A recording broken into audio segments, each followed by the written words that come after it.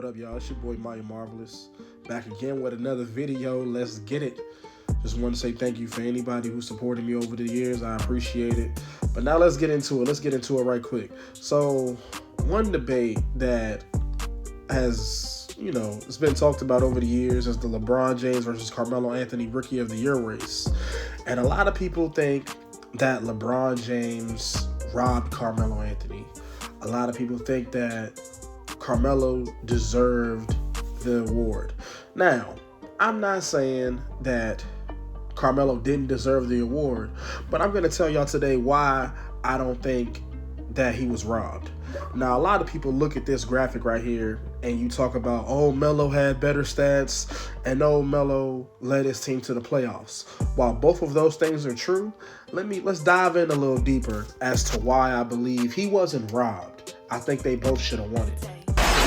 I just want to reiterate. Shot clock to 6. James cross court. Got to the rack with a left hand. Backdoor bounce pass, a bullet by James. Bad pass and a steal. Well, first of all, Miles around, Aliciak goes inside for a slam by James. Boy, that got the fans going here. That's pretty much what his expectations of somebody better than you. That's not fair to put on anybody. But despite that, he came into the league and had one of the best rookie seasons in recent memory, if we're being honest. So, 25-5 at the time was only done by Jordan, and I think Oscar Robertson. Steal, it's a fly to the rim. So, way up in the rafters and bring it down hard. Also, he had to do a way bigger carry job than Carmelo. LeBron James in full flight. Because let's take a dive into these rosters. We're gonna take a dive into these rosters a little bit. All right. So let's just take a look at this roster. Ricky Davis, Big Z, Darius Miles, DeJuan Wagner, Jermaine Jones, Carlos Boozer, Tyrone Hill. This team won 17 games. They won 17 games in order to get LeBron James back home in Cleveland. There are some notable names on this roster, but overall it's pretty bad. So now let's look at the roster next year. Okay, so this is like the same roster for real. The same roster, the same core guys played in most or all of the games in 2003 played with LeBron in 2004. They didn't really make any adjustments to make this team better around LeBron. LeBron was really the only major addition. Jeff McInnes was okay, but nothing really special. And despite no major additions, despite losing your draft pick from last year, DeJuan Wagner, LeBron comes in and they double their win total? Really? That's hella impressive if you ask me. On top of that, they let Ricky Davis go for nothing. They let Ricky Davis go for Eric Williams, Tony Battie, and Kedrick Brown. So that's like trading. That's like if the Spurs was like, hey, we're going to trade Devin Vassell and we're going to trade him to, I don't know, the Milwaukee Bucks. We're going to trade him to the Bucks for Jay Crowder, Thanasis Antetokounmpo, and Pat Connaughton. Why the fuck would you do that?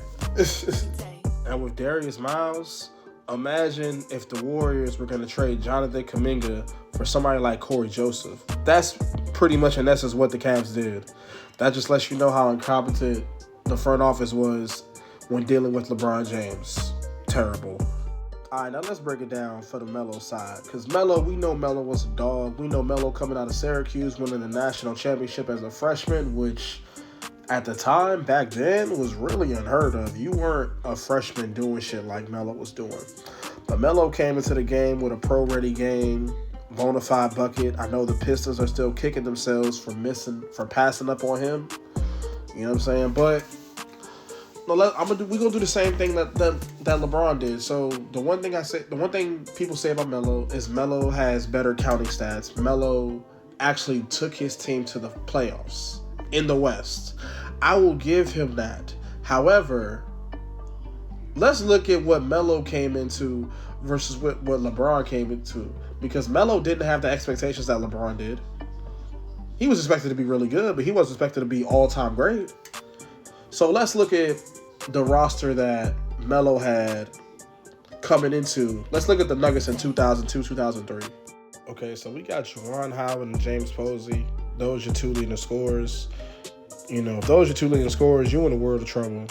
You can see rookie Nene, Shammond Williams, Chris Whitney, Junior Harrington, no difference makers. You got Marcus Camby down there, but if you notice on Marcus Camby, he wasn't even healthy. He only played like 29 games. So, yeah, this team definitely wasn't anything special and ready to compete at all. Just like the 2003 Cavs. Now, let me show you his roster in 2004. Now, look, you got Melo coming into a team with Andre Miller, Nene fully healthy, Vashawn Leonard fully healthy, Marcus Camby, and Earl Boykins. You can laugh when you see Earl Boykins all you want, but that's double digits off the bench. It doesn't matter if he was 5'5", he was a bucket. You know what I'm saying? So obviously, you look at this, Melo was without a doubt the star, but he came into a team that made other moves around him in order to help him realize the potential that they had. Get into the playoffs was an accomplishment, but it was a lot easier for him than it was for LeBron. So, you know, they both were two of the best rookies. This is probably arguably the greatest rookie class of all time. 2003 draft has turned into a legendary draft. You know, I just don't like the notion that Melo was robbed. I don't like the notion that LeBron didn't deserve it. I would be perfectly fine if Melo won.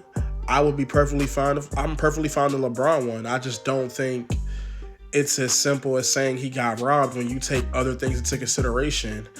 And then LeBron's second best player was Carlos Boozer. They somehow let him get to the Utah Jazz because of that dumbass management. And the Nuggets just kept adding pieces here and there. They couldn't get over the hump for real, but they kept adding good pieces. Imagine if the Cavaliers would have added Allen Iverson. Imagine if the Cavaliers would have drafted J.R. Smith and added Kenyon Martin and added Chauncey Billups. You know what I'm saying? Imagine if they would have done those things, then Cleveland might have been way better off. LeBron probably would have never wanted to leave. You know, let's just tell the truth. You feel me? So I think this should have been co-rookie of the year. I'm not sure if there's any other time where a co-rookie of the year would have been sufficed. I know Jason Kidd and Grant Hill won. I believe Elton Brand and Steve Francis won. But, you know, that's such a rare occurrence to get a co-award. But I really believe that Melo definitely deserved it because scoring more points and getting to the playoffs, like especially in the Western Conference at that time, was no easy feat.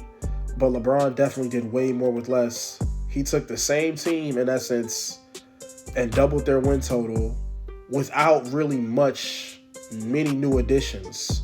But that's it for the video, y'all. You know, I appreciate the support. Y'all like, comment, and subscribe. Y'all tell me what y'all think. And you know how it is. Until the next time, we out of here.